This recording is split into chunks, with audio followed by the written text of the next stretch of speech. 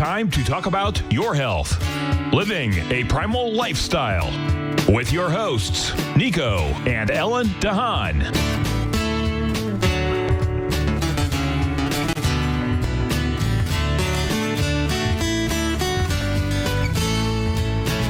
Now, Nico and Ellen de Haan.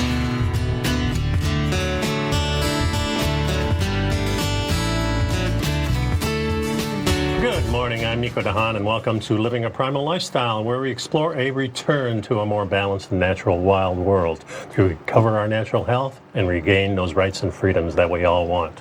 It's a beautiful day downtown St. Petersburg. It's 72 degrees. It's kind of cool this morning, which was really nice riding in. You could really feel that. And I have a special guest today. Before that, I'd like to remind you to please pick up our Primal Edge, our one-shot wonder. This contains over 310 organic, cell-ready liquid ingredients, and it's all powered by fulvic and humic acid to get the good stuff in and take the bad stuff out of you. And of course, we have our, where is it here? Oh, Health Signals newsletter. You get this twice a month, another one coming out this morning, and you'll find this follows the show. So all the articles that we talk about are in this, so you can do your own investigation. Hey, Danny, welcome to the show. Thanks for having me. Hey, Danny Vega, he's a native of Miami, Florida, and received his bachelor's degree in political science from Columbia University in 2004, where he played football, was a three-time Dean's List recipient. Danny earned his master's of science in human performance from the University of Florida, where he worked with the national championship men's basketball team along with the tennis and golf programs. He then went on to become a strength and conditioning coordinator for VCU basketball, helping the Rams to a 2007 conference championship and making it to the second round of the NCAA tournament. As a raw power lifter, he had meet the best of 640 squats and wraps, 610 raw, 400 bench, and 700 deadlift. Whoa! He has competed in indoor rowing, where he has his personal best of 1:19.9 in the 50 or 500 meter, 14.4 in 100 meter, and 3:89 meters in the minute for distance, all three of them which are Florida state records. Awesome. I love You're competing. a big man, I'll tell you. Now, you weren't always this big. Oh, not at all. Yeah, I remember in high school being, just asking. I remember just always asking, like, what do I got to do? Like, what is it that I have to do?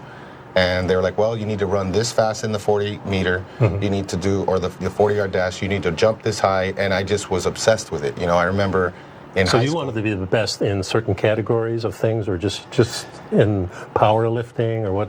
Well, in high school, it was my mission was to play college football. Like, okay. I remember I wouldn't even touch like carbonated drinks. I was like, back then I was on a mission. Wow. You know, I didn't do any of the high school stuff, like none of the drinking, none of that. And I just remember always asking, like, what do I have to do? And I remember talking to my school's athletic director, and he would give me the keys to the gym so I could train before school. Wow.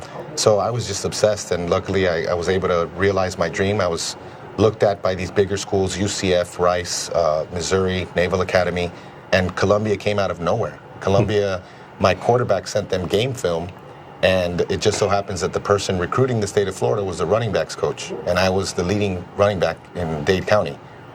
So he saw the game film, and the rest is history. Once I saw Columbia, I didn't even know where Columbia was. I thought it was in D.C. maybe, District of Columbia. Yeah, exactly. And we went to the first information session, and I was hooked. I was like, oh my goodness, New York City, and then forget it. When I visited, it was over. I wanted to go. So when you began, because we're very diet oriented here, how were you eating? Were you looking at diet at that time? I knew that protein was important back then, so right. Protein was huge for me. I didn't have the knowledge that I have now, but like when I got into college, I got really tapped into Dr. John Berardi stuff, precision nutrition, right? Which is generally a low-carb approach, real food. Right. And so I used that all through college, undergrad, and so I had a low-carb approach, but then in 2011, started CrossFit and got into paleo.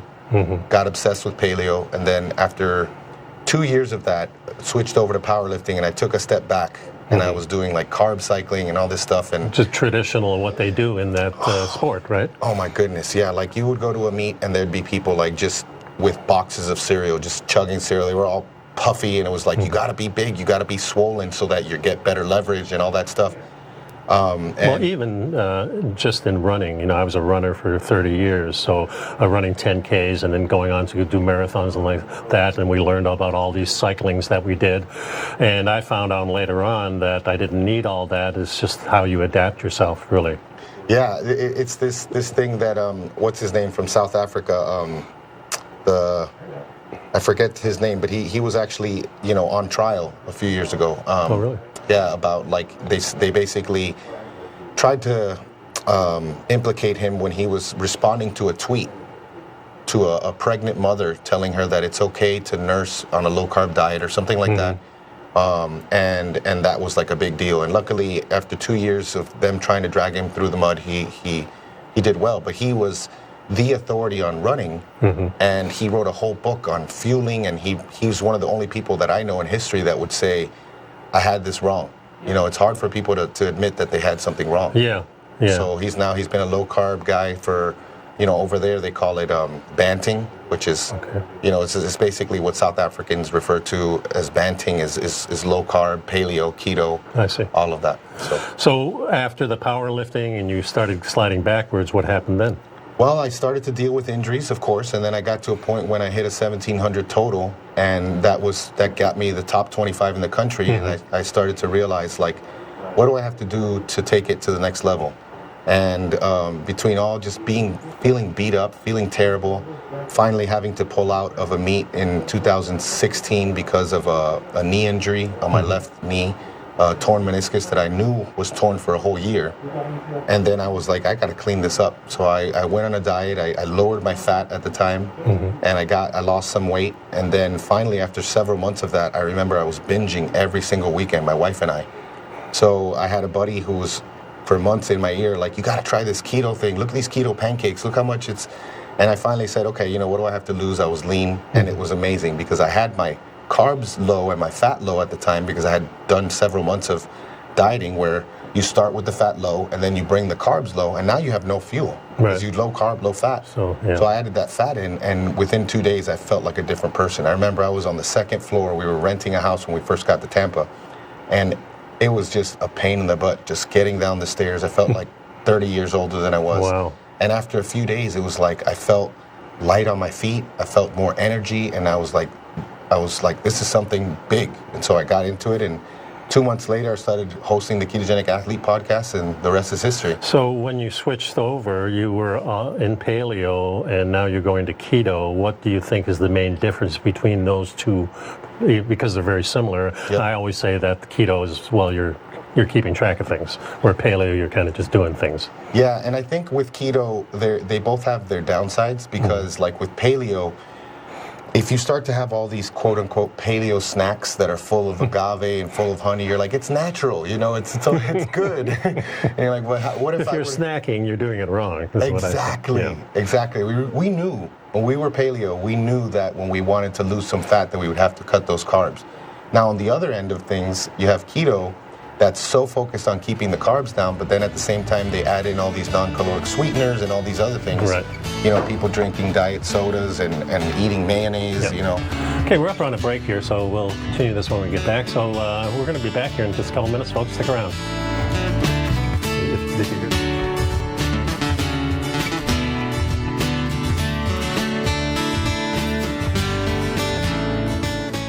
You know what's cool? Taking something that's good for you. Something specifically formulated to help with weight loss, better sleep, stress reduction, and the need to detox. Nico, our hunter and gatherer ancestors found all their nutritional requirements for health in their wild environment. But today, our food sources no longer contain the vitamins, minerals, and nutrients our bodies need to stay healthy and strong. That's why we need Primal Edge Daily Nutrition. It includes a special blend of ionic, soil-based vitamins, minerals, fatty, and amino acids in an easy-to-use liquid form. Primal Edge is powered by highly concentrated folic and humic acids, nature's preferred delivery system. They have been called miracle molecules because, like sunlight, air, and water, life cannot exist without them.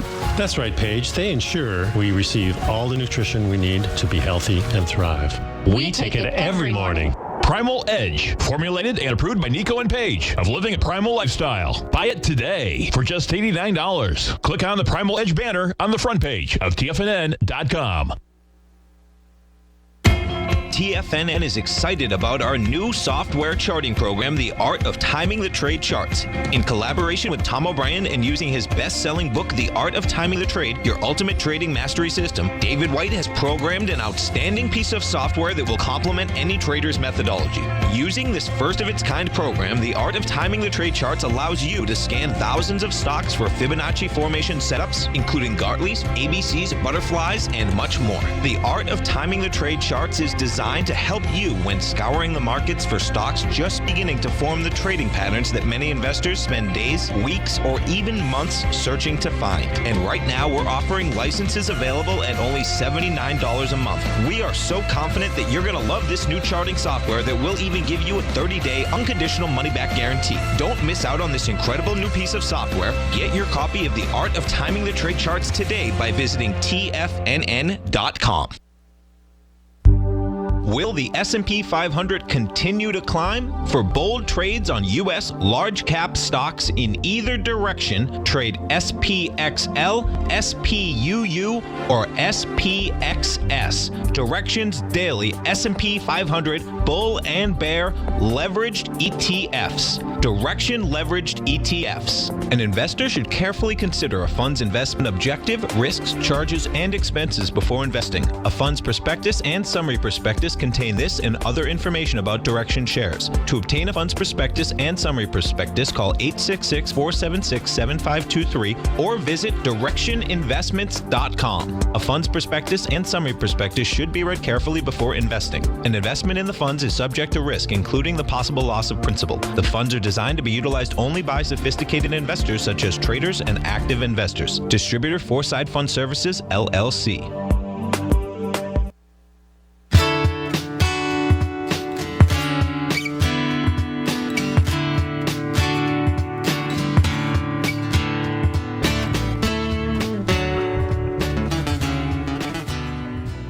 And welcome back to the show. I got something wrong here with the telestrator, so we won't be showing that.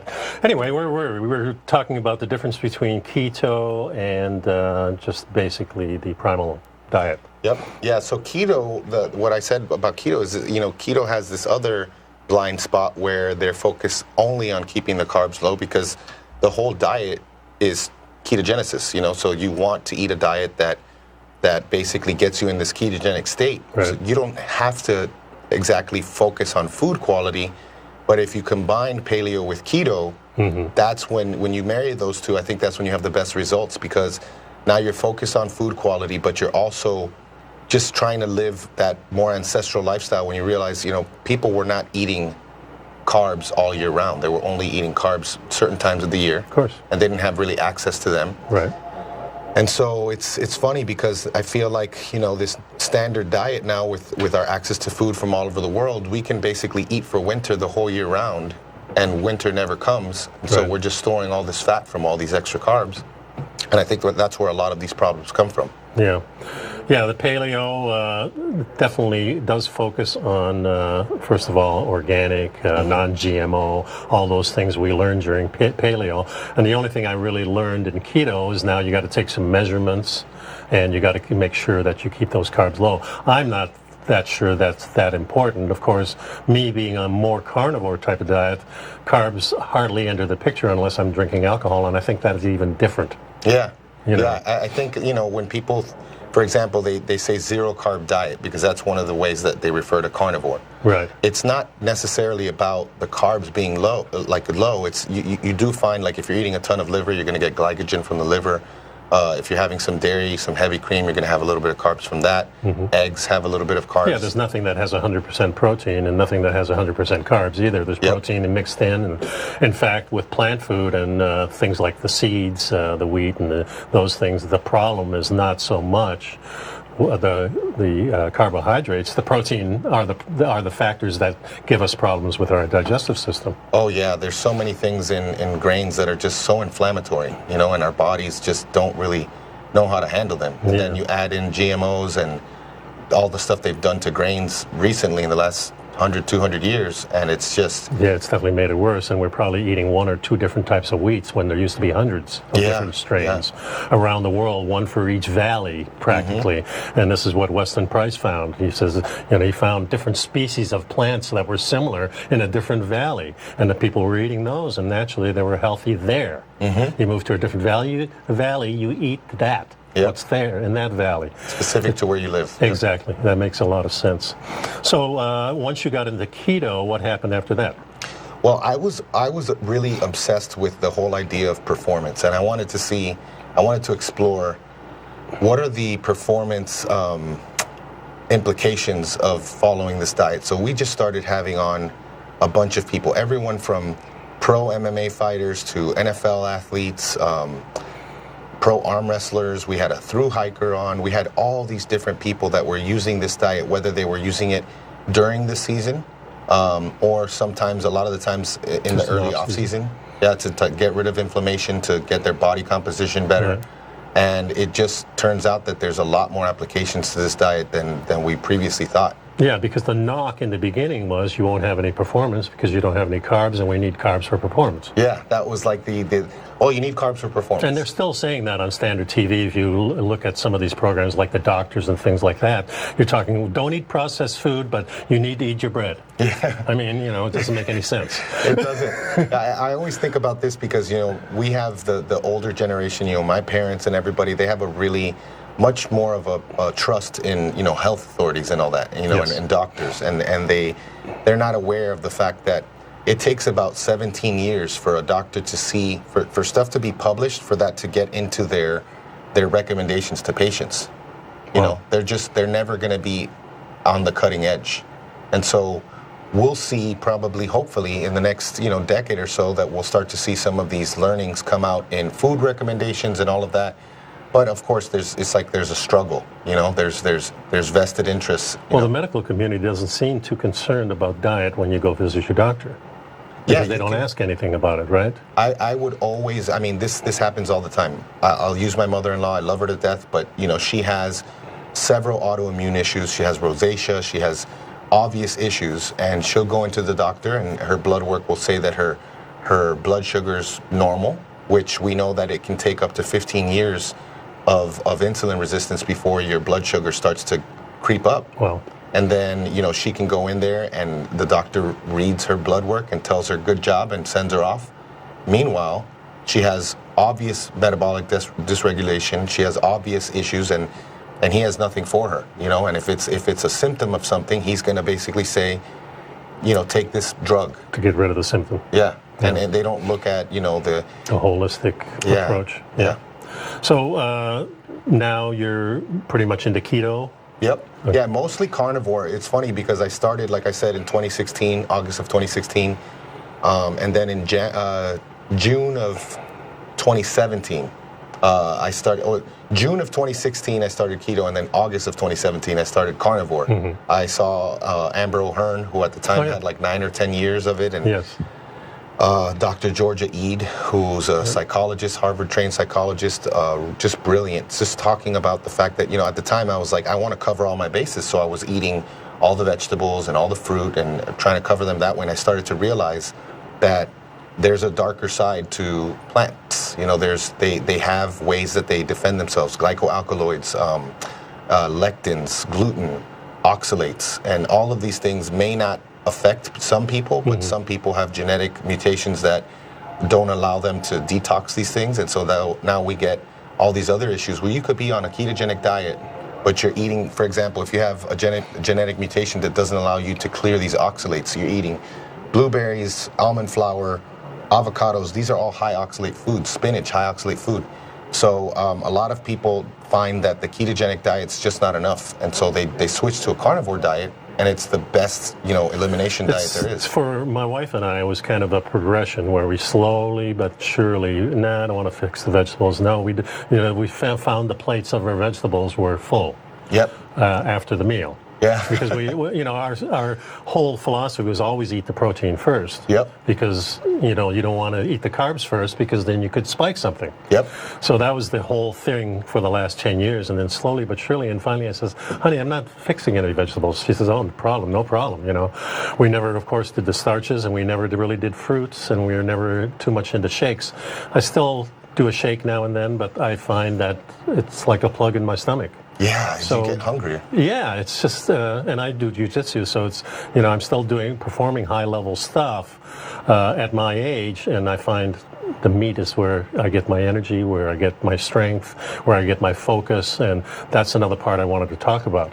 Yeah. Is what changes have you seen in your clarity when you start switching to more carnivore? Profound changes. I remember like just that second day of a ketogenic diet, I just felt clear. I remember walking down, at the time I was a medical device rep, and it was 3 o'clock in the afternoon. I was walking in a parking garage to an office, and I just felt like, wait a second, I don't have this like downside in the afternoon where I need another coffee. Like, what's going on here? Started to look at that, and Cool. there were some benefits there. Okay, we're going on a break here, folks. Stick around. We got a lot more, and during the break, please pick up our Primal Lifestyle. We'll be right back.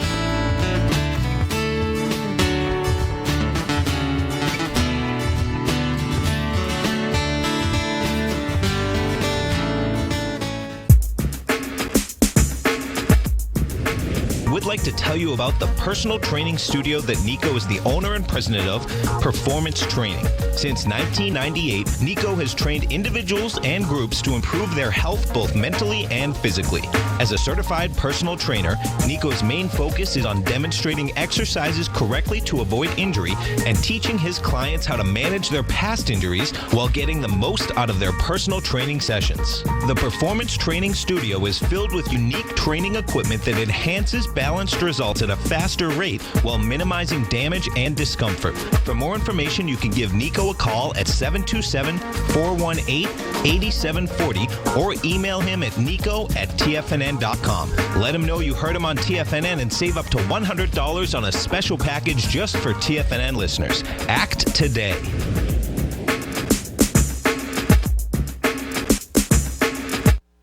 If you're not currently using the TAS Profile Scanner when looking at setting up your trading opportunities, then your arsenal is short a mighty weapon. The TAS Profile Scanner is a standalone piece of software that instantly filters over 2,500 global financial markets such as stocks, ETFs, commodity futures, and Forex. Headed by Steve Dahl, TAS understands that in today's technological world, the use of top-flight software applications and technical analysis expertise is essential to successful trading in today's market. You also gain access to the webinar that Steve Dahl and Tom O'Brien just hosted, The Best Way to Use the TAS Profile Scanner to Profit. This webinar archive is available for all subscribers immediately upon signing up. All new subscriptions also come with a 30-day money-back guarantee, so you have nothing to risk. Start your subscription by visiting the front page of TFNN.com today, and you'll find the TAS Profile Scanner under the Services tab. Sign up today. Are you in the market for buying or selling real estate in the Bay Area, including the surrounding St. Petersburg, Tampa, and Clearwater markets? Tiger Real Estate LLC is a firm that has extensive experience in the Tampa Bay area. Whether you're looking to sell your current property for maximum value, or you're in the market for a second home or investment property, Tiger Realty has the experience across all areas of real estate in the Tampa Bay area to help buyers and sellers make the most informed decisions across all price levels. From the price you should be paying per square foot in certain up-and-coming areas to the type of cash flow investment properties are capable of creating, Tiger Real Estate can help you make the best decision when it comes to all areas of the market. Before you make one of the biggest decisions of your financial future, call Tiger Real Estate LLC today at 727-329-8322 or email us at tiger@tfnn.com. That's 727-329-8322. Call us today. This segment is brought to you by Think or Swim. For more information, just click the Think or Swim banner on the front page of TFNN.com.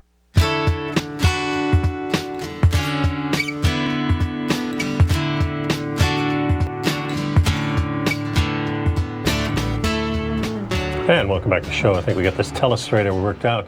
Now, you have a website called fatfueledfamily.com? Fatfueled.family. Oh, fatfueled.family.com. Nope. No, just was, .family. It wasn't taken. I wish I could have gotten that, but .family, that's pretty cool too. And I always like that the whole family's involved here. So you have 2 children, and there's your wife there. I'm sure they're pretty active too, right? Oh yeah, my wife is a traditionally trained, dancer, ballet, jazz, all of that. And then my sons are, both of my boys do jiu-jitsu. Oh, really? Yeah. Brazilian jiu-jitsu? Yeah. Oh, fantastic. Yeah. Gracie Brandon. And these kids are just specimens, like my 9-year-old wears like 12-year-old clothes. Really? And these kids were both, breastfed for my first about 1.5 years, my second over 2 years, and we weaned them both with raw liver and soft-boiled egg yolks. That's what that was their first foods. Wow. So their brains are just on fire. Now, tell me something about the whole family dynamic, because this is not just about a paleo diet or a carnivore diet. This is a way of living that you involve your whole family in. So tell me about the structure, how that works for you guys. Yeah, I mean, I remember in 2008 and 2012, my wife and I are very similar in the sense that we want to change things that we don't like in the world, and we realized that, politically that was never going to happen. There's no real hope in politics, in my opinion. I agree. And so we were like, what can we do? We were like, the first thing we thought of was like, how do we raise our kids? If we raise our kids the right way, if we teach them to be emotionally intelligent, resilient, to be have a heart of service and all of that. And so all of that stuff, we were talking off air, all of that stuff intermingles. And so rather than focus on, for example, with education, we're unschoolers. So I hate the term because it's really telling people what we don't do. We don't do schooling. Right. It's more self-directed education, child-led education. But we give them autonomy, and we fit all of this stuff in together. So the type of parenting, the diet, the nutrition, the mindset.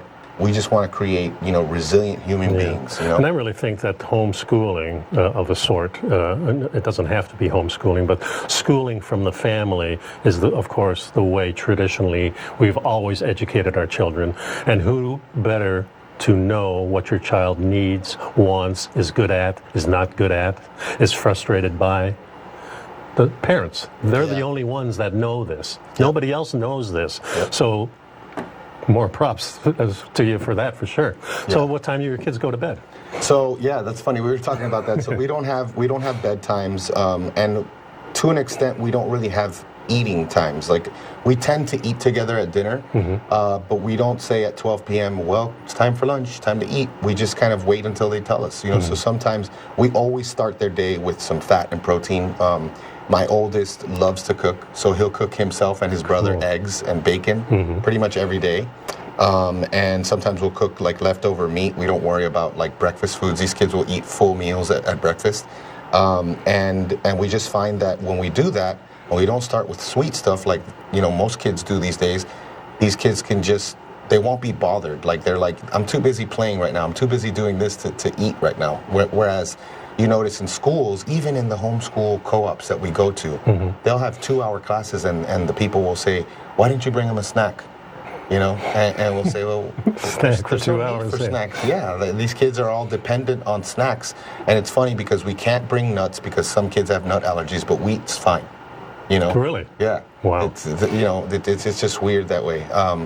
But these kids are they know more about nutrition between what my wife and I talk about all the time, the conversations we have. We teach them, and we like I said, we don't restrict them, but if they ask me, can I eat this? I remember when we first kind of like got serious about keto with them, which was 2017, they kept asking, can I eat this? And I would say, look, it's your body, it's your choice. But if you're asking me, do I think you should eat it? I'll tell you no, and this is why. And we found that works really, really well. Halloween, birthday parties, have at it. That's what they say when they say, let them be kids.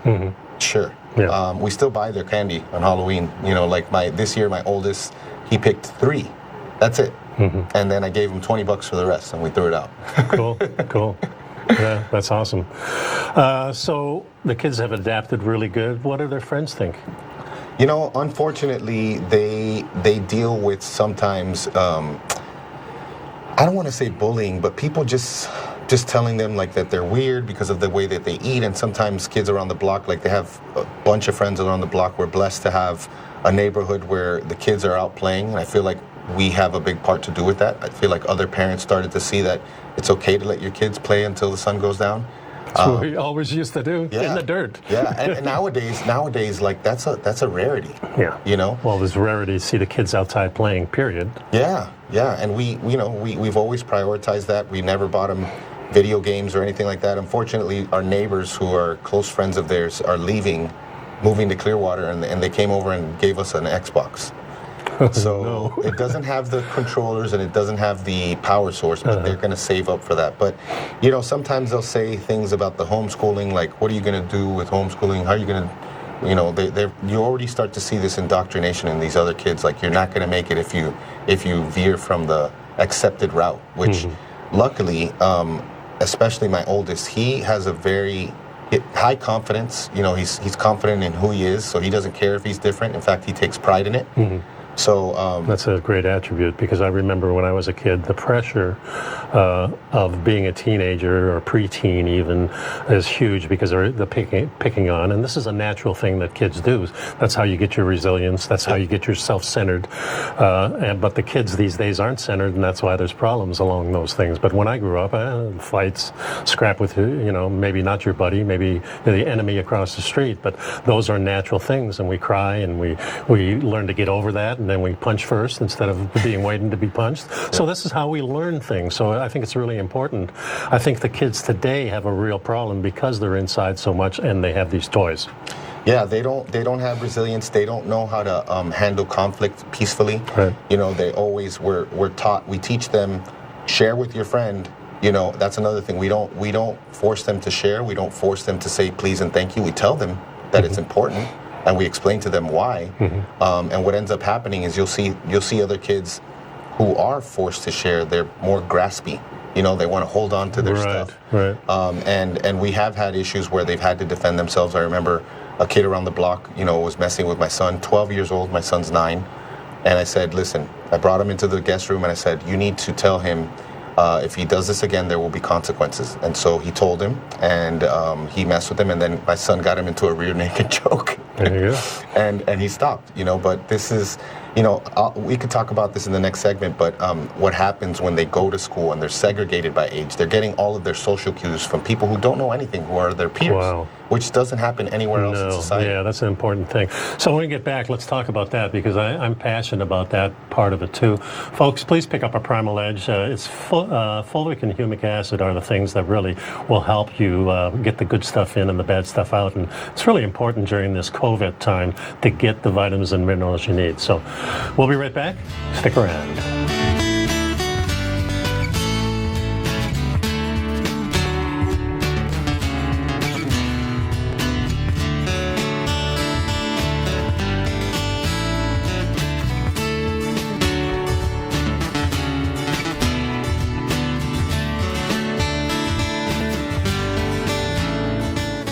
You know what's cool? Taking something that's good for you. Something specifically formulated to help with weight loss, better sleep, stress reduction, and the need to detox. Nico, our hunter and gatherer ancestors found all their nutritional requirements for health in their wild environment. But today, our food sources no longer contain the vitamins, minerals, and nutrients our bodies need to stay healthy and strong. That's why we need Primal Edge Daily Nutrition. It includes a special blend of ionic, oil-based vitamins, minerals, fatty, and amino acids in an easy-to-use liquid form. Primal Edge is powered by highly concentrated fulvic and humic acids, nature's preferred delivery system. They have been called miracle molecules because, like sunlight, air, and water, life cannot exist without them.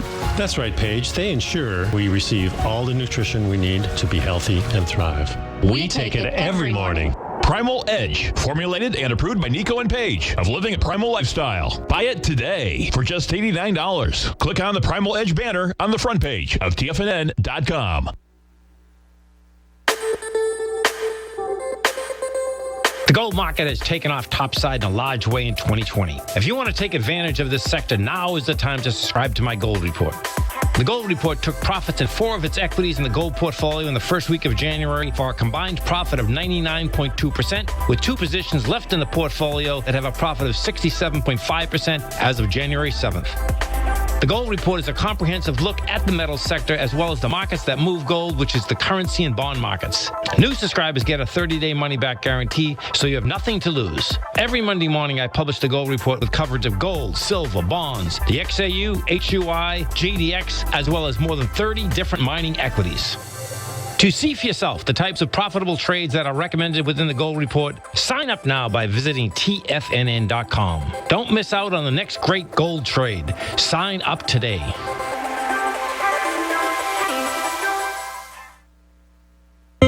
David White's newsletter, The Technology Insider, is focused like a laser on finding the next big things in technology. If you had invested only $10,000 in Microsoft in 1986, you'd have been a millionaire by 2000. Disruptive technology like Microsoft's is the key to these massive long-term profits, and the Tech Insider is the vehicle from TFNN to capitalize on these opportunities. This is the go-to newsletter that identifies, monitors, and profits on mostly little-known cutting-edge companies with great long-term prospects. David's experience is as an inventor of Emmy-winning animation products for TV and Hollywood that propelled a company public. Match that with 14 years as a full-time trader, and he's uniquely qualified to guide you through the light-speed world of ever-evolving high-tech. If you're ready to ride the next big technology bull market for less than $40 per month, log on to TFNN.com and get your 2-week free trial to the Technology Insider. Get in on the ground floor of the next big thing today. Don't forget, you can listen to TFNN live on your mobile device 24 hours per day. Go to TFNN.com, then hit Watch Tiger TV. That's TFNN.com, then hit Watch Tiger TV for the latest market information.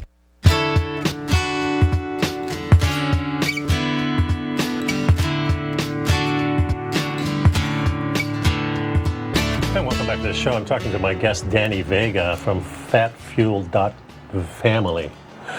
No.com. And we were talking about his children and them doing jiu-jitsu and them going to bed whenever they want to.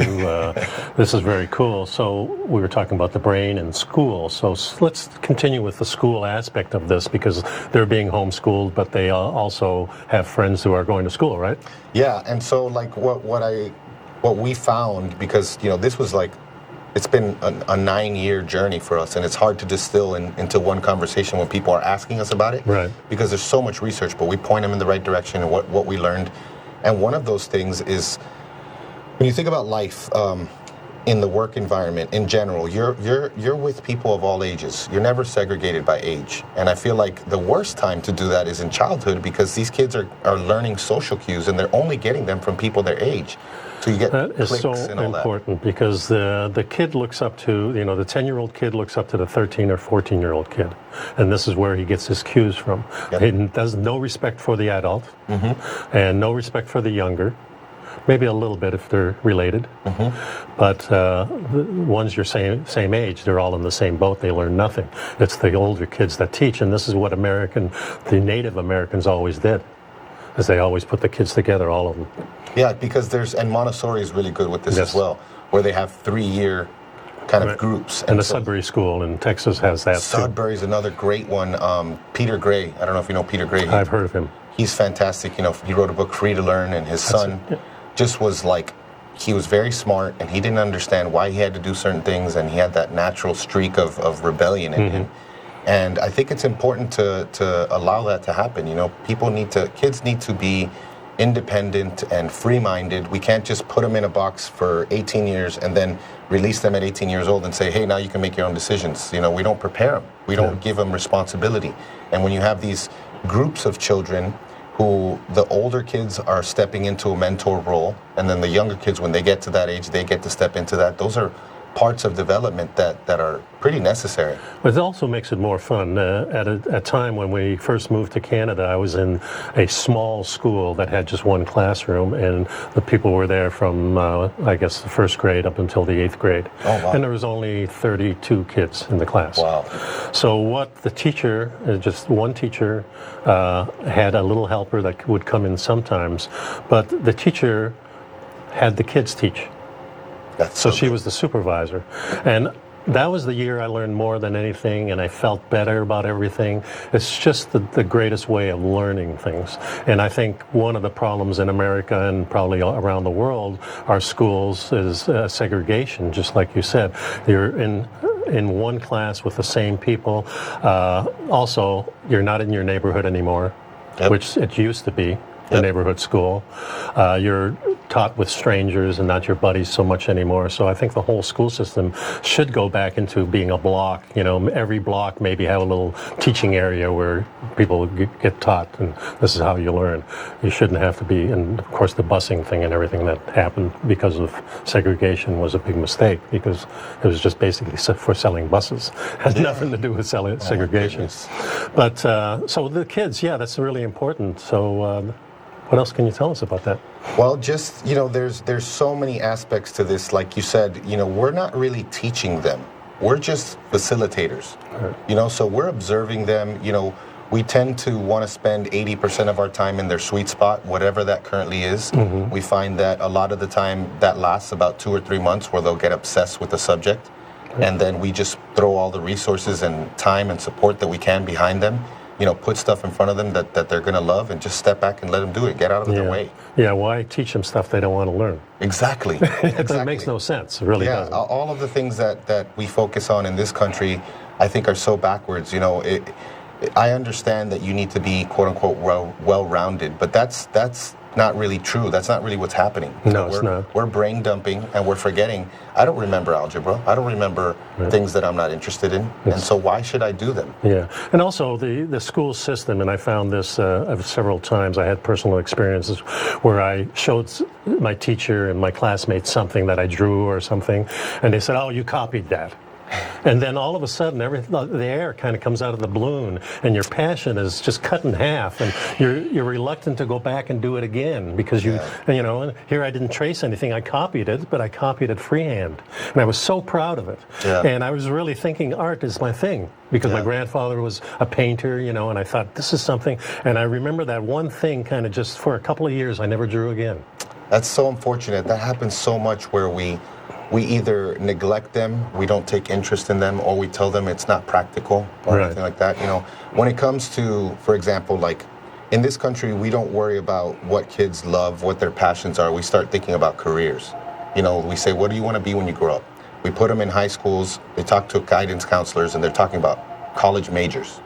They're not talking about what they love. Yeah, and in high school, I had no clue what I wanted to do. Yeah. And even in the first couple of years of college, I wasn't sure either. So same here. In college, I went to a liberal arts school. Columbia had 24 majors at the time. I knew I wanted to do science. I knew that I was going to continue to grad school. I told my parents I wanted to study history. They said, "What are you going to do with that?" So I said, "Okay, I'm going to study political science." And they said, "Well, you could be a lawyer." And so I remember meeting with a lawyer friend of my father's, him and his son, who was also a lawyer. And I realized after that conversation, I don't want to go to law school, and I don't want to be a lawyer. So I wanted to be. Imagine, my dad didn't graduate from high school. My dad dropped out at 10th grade to sell shoes. My parents both came from Cuba. My mom didn't go to college for more than a semester of community college because she had to pay for her car, which took her to work, and she had to work to pay for her car. Right. So then I'm here at Columbia University. I found myself there, and then I tell them I want to be a coach. And they're like, "What are you doing?" I said, "Listen, you know what? I'm going to give myself 5 years to get to where I want to get. And if in 5 years and I was very independent, So if in 5 years I'm not where I want to be, then I'll just put on a suit and do that thing, And I remember having been 2 years in grad school, found myself, as a grad assistant with responsibility, being paid, designing programs, and now all of a sudden I'm a 26-year-old head strength and conditioning coach, which is pretty unheard of at college, at a university. And then, of course, after a year and a half of not making any money, then I decided that I would come back home. I came back home. I did 3 years of pharma sales, and then transitioned to medical device, and I spent 10 years doing, women's health stuff. But my journey has been all over the place. I just follow what I love, and I take those risks. And I think nowadays we don't take those risks. Yeah, I think that's important to instill in your kids too, to take the risk. I remember asking my dad something, "Can I do this?" And he says, "Try it." And then I couldn't do it. And he says, "That's okay." But I didn't feel bad. Yeah. Because if he said, "Well, no, you can't do that," I would have felt bad. Yes. So my dad was a very smart guy to lead me down that path, and it sounds like that's what you're doing for your kids, and that's awesome. Yeah, we talk a lot about, like, look, if you want to, let's say you want to be that starving artist, or you want to be that guy, just understand what the implications are. You know, like, you may not make as much money, you may not. There's a certain woman that that's gonna be interested in you, and you just gotta keep that in mind. If but you you'll have your passion. Do it. Yeah. So we got a little bit more, folks. We got another segment coming up, so please stick around. Meanwhile, pick up our Primal Edge. Please pick up the Health Signals newsletter, and Danny and I will be right back.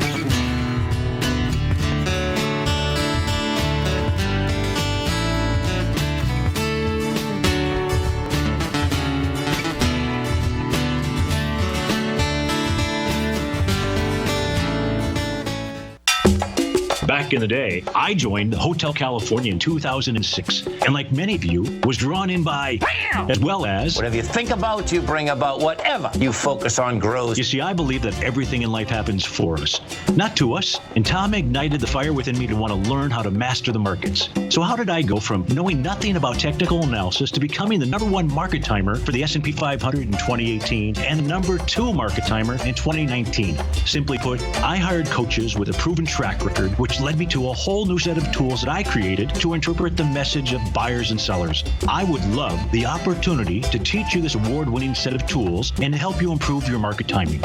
You can test drive my newsletter service, Mastering Probabilities, for the next 30 days with no risk to you. Plus, you'll gain access to archive workshops that'll take you step by step through my system. Sign up today by going to the homepage of TFNN.com and selecting Mastering Probability in the newsletter tab. Bam! Hi folks, Tom O'Brien here. If you'd like to get my daily newsletter, Market Insights, then now is a great time to sign up for a 30-day free trial. Every morning by 9:30, I send out my morning letter to subscribers with market commentary on a variety of markets, currencies, and commodities to keep investors up to date on the day's trading action. Included in Market Insights are specific buy and sell recommendations for stocks, ETFs, and even options, with stops and price targets included for every trade in my newsletter. If you'd like to try my newsletter risk-free for 30 days, then head over to the front page of TFNN and you'll find Market Insights under Trading Newsletters. I use my years of trading experience to bisect and dissect the market every morning and give my subscribers the most important information they need to know for the day ahead. I even issue afternoon updates for my subscribers whenever warranted with important market action. I'm always scouring the market for the next great trading opportunity. Sign up for your 30-day free trial to my daily newsletter, Market Insights, today by visiting the front page of TFNN.com. Wow! Go get them, folks. TFNN has developed a daily programming lineup for traders by traders. We start every trading day live at 8:30 a.m. with Tommy O'Brien hosting the morning market kickoff as he starts the day off by breaking down everything you need to know about what's going on for the trading day ahead. At 9 a.m., Larry Pesavento takes your calls and questions live on the air for the opening bell as he hosts Trade What You See. At 10 a.m., Tom and Tommy O'Brien host the Bull Bear Trading Hour. At 11 a.m., it's Kevin Hinks and Alex Coffey from TD Ameritrade Network with Fast Market. Basil Chapman at noon with the Tiger Technicians Hour. Steve Rhodes hosts the Trader's Edge at 1 p.m. Dave White with the Power Trading Hour at 2 p.m. And Tom O'Brien closes out the day for the final hour of trading live from 3 till 4. Don't miss a second of our daily programming lineup. Tune in to Tiger TV every trading day live at TFNN.com. Educating investors.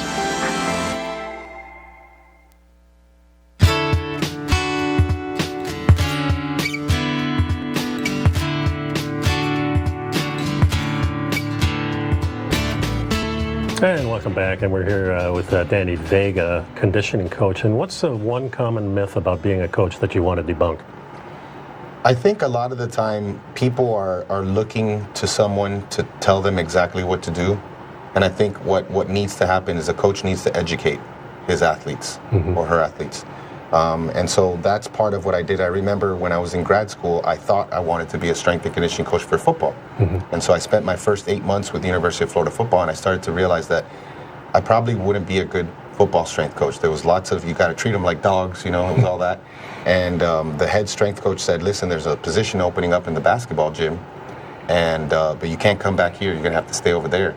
And I remember when I went over, it was a whole different world. These guys, they wanted to know why they were doing things. They weren't challenging me. They just wanted to know why. And I found that was just so much better for me to not only design the programs, but also educate my athletes. Yeah, if they want to learn, then you got a chance, right? Yes, Yeah. yes. And that was so much more helpful than just I think people need to invest in themselves. Athletes need to understand these things. Yeah, you need to figure out what makes you go and what makes you fuel adapted and all these things. You have to figure them out yourself. You can't rely on people. You have to do that investigation. And that's really your life too. It's just, you have to be your own coach in life. You have to be a life coach. So your website is fatfuel.family. Any place else people can get a hold of you? Yes, Instagram is my main channel where I put out a bunch of stuff. I share the podcast, even though the podcast is on the website. But yeah, DannyVega.ms on Instagram. Okay. And really, I share my food, my experiments. I do lots of experiments. I track them all. I show them. And that's another thing. Like when you start to do these things, you don't just, a lot of the time trends pop up and people do them and they don't really take anything away from it. They just kind of do the next trend and the next challenge. Right. For me, it's like, I learn a lot about myself from doing these things, and I look at it. I've done presentations on this where we talk about self-experimentation, how to do it, what to take from it, and I think that's really important. Yeah, just being invested in it. Well, we appreciate you being. We can't shake hands these days, but we do anyway, so it's fine with us. I appreciate you being on the program. It was awesome. Thank you. And I'm glad you're doing what you're doing. Thank you. Thanks for having me. Thanks, folks. We'll see you next time. Bye bye.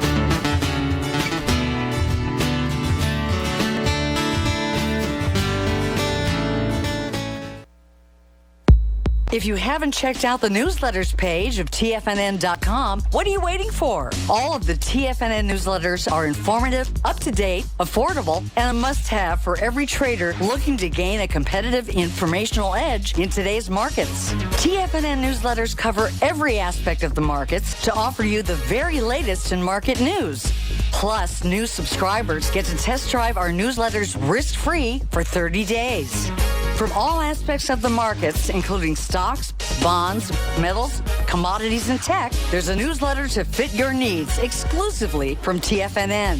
Stay informed each day you trade and get that competitive edge that will help you stay ahead of the game. Visit our newsletters page by going to TFNN.com and click the newsletters button near the top of the page. TFNN.com, educating investors.